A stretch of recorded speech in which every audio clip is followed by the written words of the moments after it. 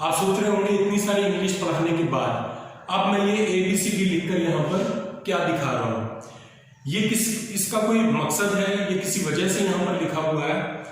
वजह उसकी ये है कि बहुत सारे बच्चे जो बेसिक शुरुआत कर रहे हैं अंग्रेजी बोलने की, उनके साथ तो दिक्कत आती ही है, हर नए बच्चे को दिक्कत तो आती है। लेकिन मैं जब फेस टू फेस क्लास में देखता हूँ, कई बार बड़े बच्चों को, बड़ी क्लास के बच्चों को भी, बड़ी क्लास के जो स्टूडेंट्स हैं उनको भी रीडिंग करने में बहुत दिक्कतों का सामना करना पड़ता है, यानी उनकी रीडिंग क्लियर नहीं होती है। वो कहते तो हैं मैं इतनी बड़ी क्लास में हूँ, लेकिन रीडिंग में उनकी काफी दिक्कत होती है, जिसको दूर करने के लिए इसको पढ़ना बहुत जरूरी है। ये देखने में तो छोटी सी चीज लग रही है, बड़ी बेसिक सी चीज लग रही है, लेकिन इसको लगभग सभी स्टूडेंट्स को देखना चाहिए। अगर आप छोटी क्लास में हैं फिर तो जरूर देखना चाहिए, क्योंकि आप शुरुआत कर रहे होंगे।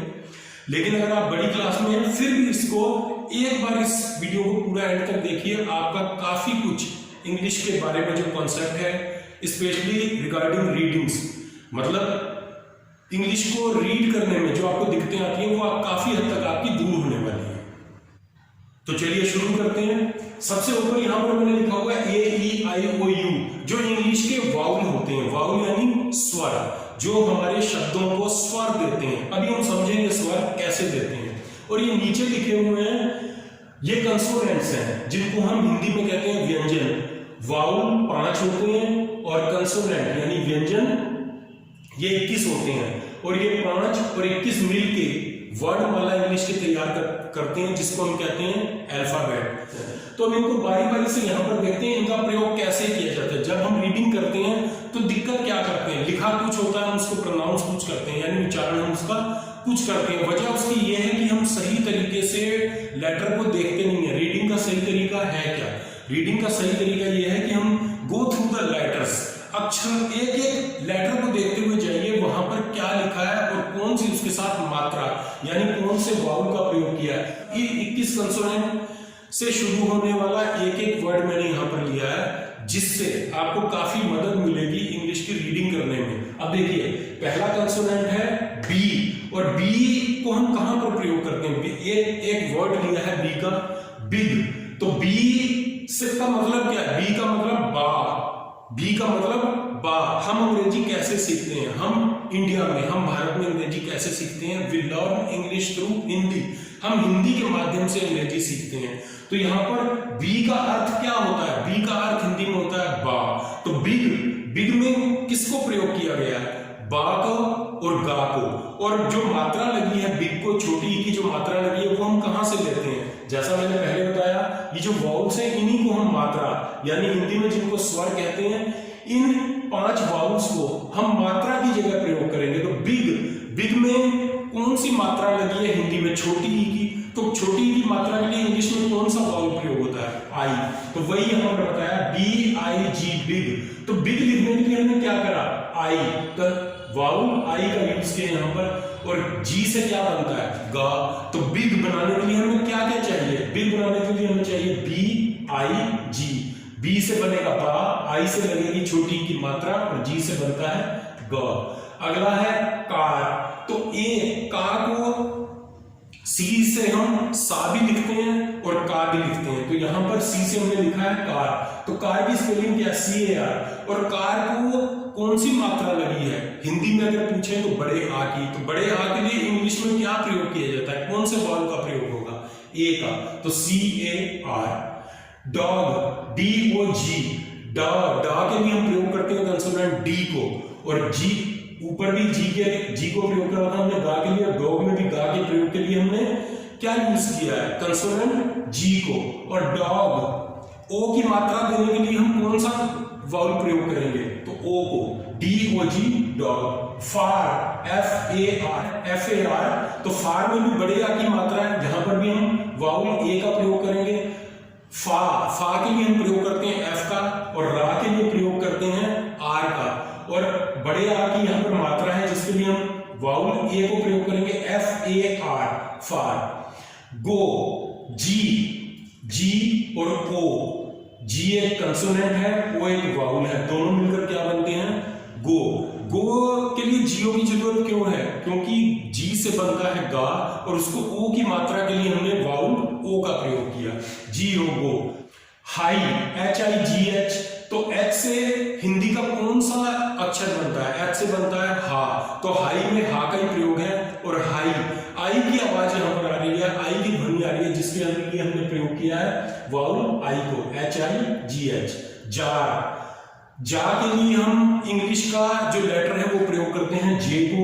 आ की मात्रा है, ए लगा है, आर रा के लिए प्रयोग होता है, जार, JAR। अगला जो वर्ड यहाँ पर लिखा हुआ है वो लिखा हुआ है कुर्ता, जो कि एक हिंदी का शब्द है। कुर्ता एक हिंदी का शब्द है, जानबूझकर यहाँ पर ये लिखा गया है ये बताने के लिए कि भाषा, किसी भी भाषा के शब्द को प्रयोग करना हो तो हम इंग्लिश के लेटर्स को कैसे प्रयोग करेंगे। कुर्ता एक हिंदी का शब्द है, लेकिन लेटर यहाँ पर प्रयोग किए गए हैं इंग्लिश के। इसी तरह इंग्लिश के जो वर्ड्स होते हैं वो भी हम हिंदी में अगर उनको कन्वर्ट, जैसे बिग, तो बिग है तो इंग्लिश का वर्ड, लेकिन हिंदी में भी तो इसको लिखा जा सकता है, बा छोटी की मात्रा और गा। तो इसी तरह से कुर्ता हिंदी का वर्ड है, हिंदी का शब्द है, लेकिन इसको इंग्लिश लेटर से लिखा जा सकता है। तो ये मिक्सिंग दिखाने के लिए कि हिंदी से अंग्रेजी और अंग्रेजी से हिंदी कैसे लिखी जाती है, ये दिखाने के लिए यहाँ पर जानबूझकर कुर्ता का प्रयोग किया गया। तो कुर्ता, छोटे ऊ की मात्रा आ रही है, छोटे ऊ के लिए हम इंग्लिश का कौन सा वाउल प्रयोग करते हैं? उसके लिए प्रयोग करते हैं यू का। तो के से क्या बनता है? का, KURTA। ता के लिए हम प्रयोग करते हैं टी का, तो कुर्ता, छोटे ऊ की मात्रा देने के लिए यू का प्रयोग किया, रा के लिए आर, और आ की ध्वनि देने के लिए, बड़े आ की ध्वनि देने के लिए हमने फिर से ए का प्रयोग करा। कुर्ता, तो कुर्ता KURTA।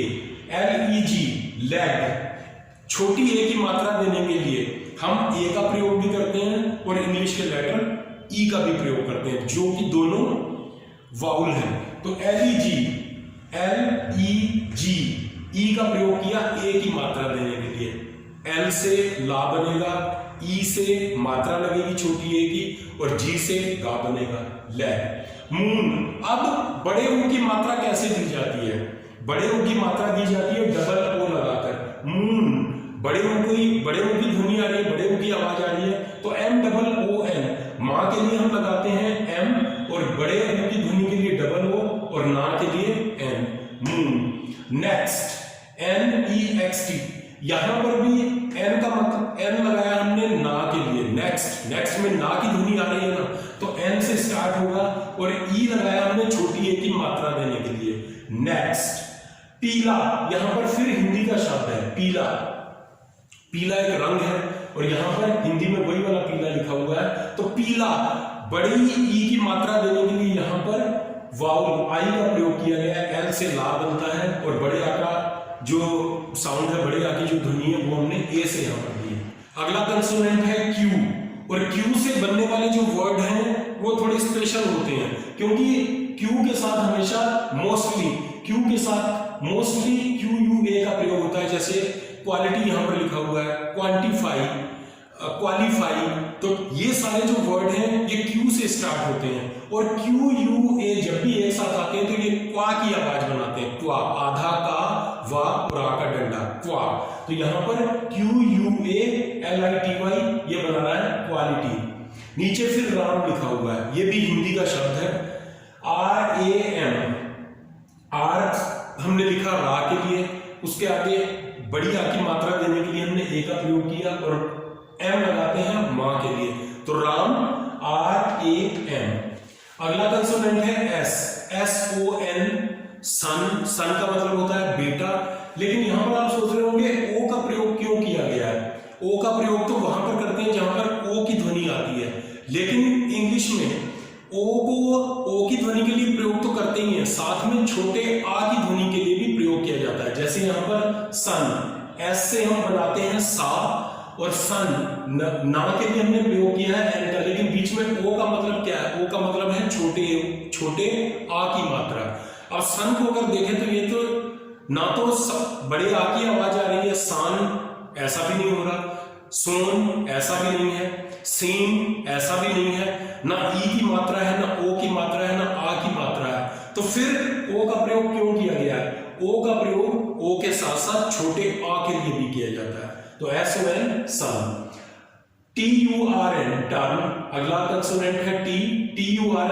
अब यहाँ पर U लगा हुआ है टर्न के लिए, तो U हमने प्रयोग किया था कुर्ता में छोटे ऊ की मात्रा के लिए, तो U का प्रयोग भी छोटे ऊ के लिए भी होता है और U का प्रयोग भी छोटे आ के लिए होता है।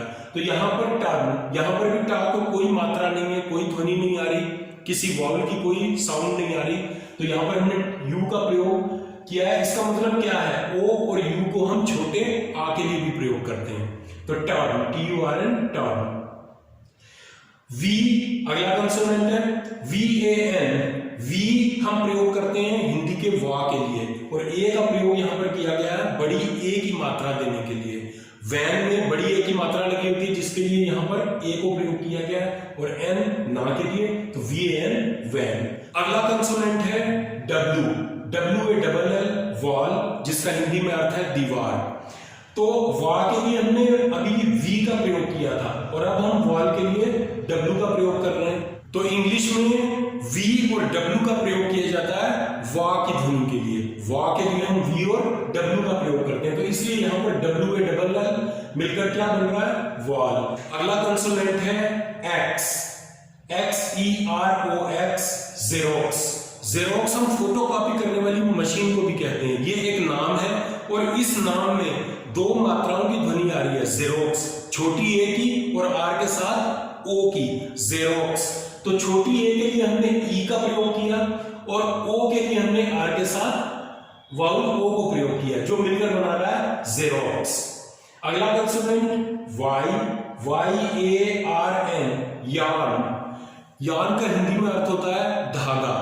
तो Y से हम क्या बनाते हैं, Y से हिंदी का अक्षर बनता है या, तो यार्न के लिए हमने क्या प्रयोग किया, Y को, और यार्न में बड़े आ की मात्रा लगी है, इसलिए A का प्रयोग किया, और RN यार्न, ये कंप्लीट मिलके बन गया यार्न। और R यहाँ पर साइलेंट है, R की ध्वनि यहाँ पर, R का उच्चारण हम यहाँ पर नहीं करेंगे, तो ये क्या बन गया, यार्न। यार्न का मतलब धागा। लास्ट कंसोनेंट है Z या Z, तो ZEBRA ज़ेब्रा। यहां पर भी दो मात्राओं की ध्वनि आ रही है, दो मात्राओं की जो आवाज है वो हमें सुनाई दे रही है, ज़ेब्रा। एक तो छोटी ए की और एक बड़े आ की। तो Z के साथ छोटी ए की आवाज है, जिसके लिए हम प्रयोग कर रहे हैं ई को, और R के साथ बड़े आ की आवाज आ रही है, बड़े आ की ध्वनि आ रही है, जिसके लिए हमने प्रयोग किया ए को, तो ZEBRA ज़ेब्रा। तो ये थी बेसिक जानकारी वाउल्स और कंसोनेंट्स के ऊपर, जिनको मिलाकर हम इंग्लिश के वर्ड्स बनाते हैं, और जिनको मिलाना अगर हमें आ गया तो हमारी रीडिंग बहुत आसान हो जाएगी। बड़े बड़े वर्ड्स हम बड़ी आसानी से पढ़ सकते हैं, लेकिन हमें रीडिंग में खास ख्याल क्या रखना होता है, हमें ख्याल ये रखना होता है कि इसमें लेटर कौन से प्रयोग हुए हैं। हमें लेटर्स के थ्रू रीडिंग करनी चाहिए, कौन से लेटर और कौन से वावल, कौन सी मात्रा के लिए यहाँ पर कौन से वावल का प्रयोग किया गया। अगर हम इसका ध्यान रखेंगे, आपकी जो रीडिंग है, आपकी जो पढ़ने की क्षमता है इंग्लिश की, बहुत फ्लुएंट होने वाली है। आई होप ये जानकारी आपको पसंद आई होगी। जानकारी पसंद आई हो तो इस वीडियो को लाइक और शेयर कीजिए, और इस चैनल को सब्सक्राइब कीजिए, ताकि आने वाली सारी जानकारी आप तक पहुंच सके।